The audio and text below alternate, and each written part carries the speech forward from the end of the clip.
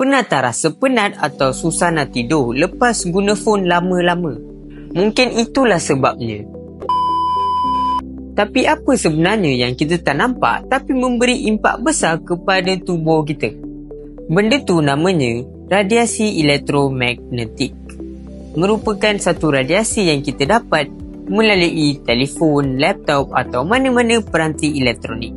Walaupun kita tak nampak, tapi radiasi ni boleh memberikan kesan yang buruk kepada badan kita perlahan-lahan.